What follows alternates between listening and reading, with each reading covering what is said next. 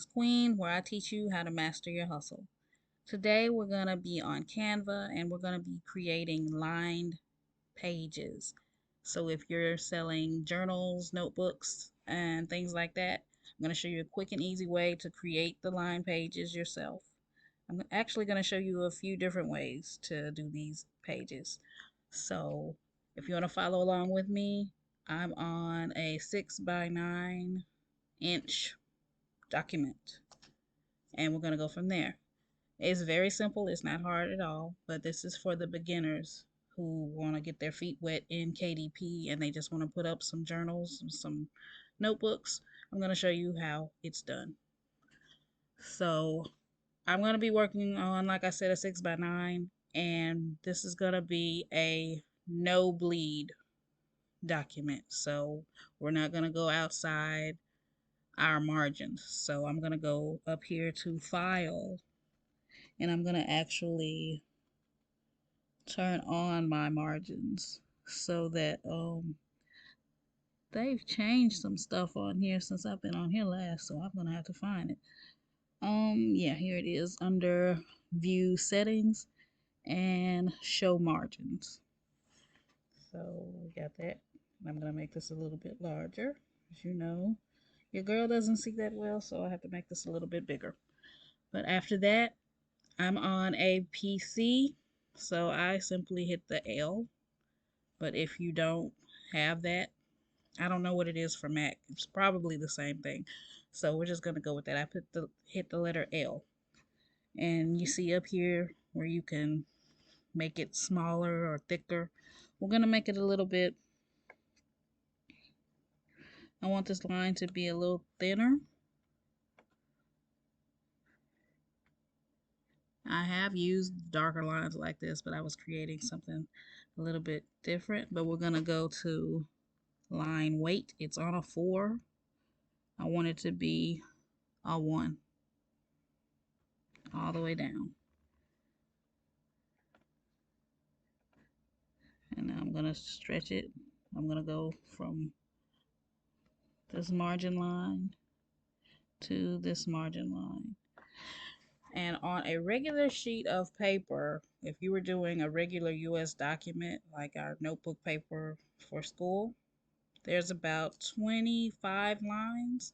But since this is a journal and it's a little bit smaller, I'm not going to go that far up. But I'm simply going to click on the line and I'm going to duplicate it until I get about, I'll give it about 18 to 20 lines. So I'm going to, you can hit right here. This one says duplicate.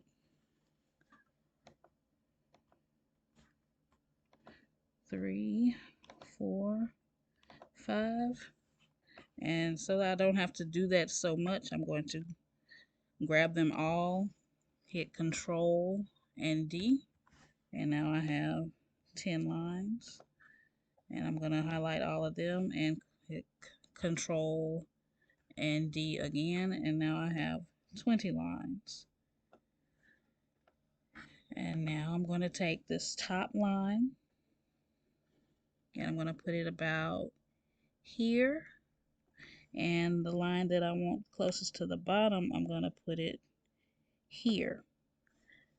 And now I'm going to drag until I get all of them inside this box, and I am going to click on position, and then I'm going to click on tidy up, and now our lines are evenly separated, and we don't have to sit there and wonder, is this in the right spot, or do I have this one up too far and this one not down far enough, or whatever. So there we go. We have our lines for our journal. Simple, easy, quick. If you don't want to do that, there is another route you could take. So right here in the templates, I'm going to simply type in journal. I'm going to scroll, and here's one right here. You just see one right here with the lines already there. I'm going to click this element. I'm going to take that off. I'm going to click the background, take the background off. I'm going to take this off. And there we already have lines. If you don't like the way they are, there are some other templates that have lines like this one here. But yeah, you can just go through the templates and they already have some that have lines for you. But like I said, the way that I showed you is very simple. I hope I didn't go too fast. If I did, just go back and rewatch. And if you want to make your interiors a little more unique, I'm going to show you how you can make yours stand out from everybody else's. Like this here, this is going to be our top line. And a lot of journals, they have date lines, but I don't want to, I want this line to stay the same thickness, but I don't want it to be the same length. So I'm going to go to the middle and I'm going to let that sit there. That'll be our date line for our journal pages.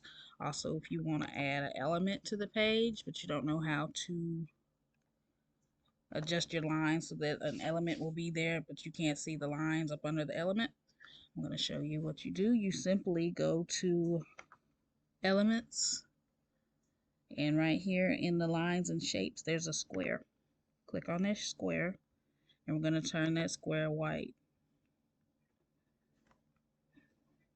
See what I'm doing? So I'm going to put this right here. Now we have this little area cut out. And if you want to, I'm going to click and put flower. And we're going to get this flower here. See, if I didn't have that little box, this is how it would look. See how you can see the lines through this flower? But since I put that box, let me adjust it a little bit more.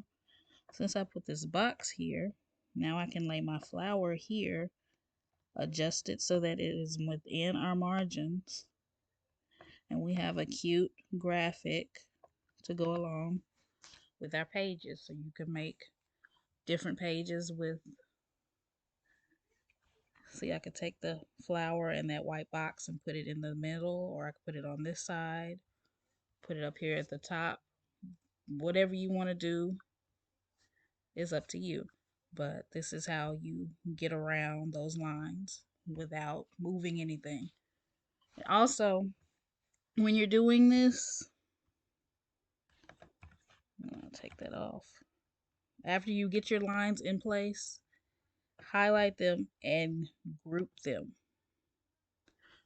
Then you won't have to worry about if you have to delete something, you won't delete your lines and have a mistake, because it's kind of annoying when you make those slight little mistakes. So lock your stuff together, and if you're not going to move them, simply lock them in place and click on these three lines here.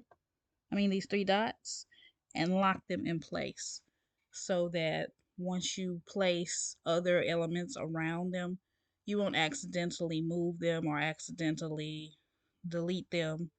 And it's the same as like I told you with the grouping. It's just so that you won't have any accidents with deleting your lines, and then you have to go through this whole thing of putting your lines back where they're supposed to be, making sure they're even and all of that. So just lock them in place. Then you won't have to worry about all of that. But this is just a quick video so that you all can get started putting out your notebooks, putting out your journals, because they do still sell. Don't let anybody tell you that the market is saturated. You know how I feel about that word. It's not saturated. Just do your research, find your spot, find your niche, and dominate. And I literally mean that. Dominate your niche. Find something that has very little competition and dominate that niche, especially when you start making sales. Make some more.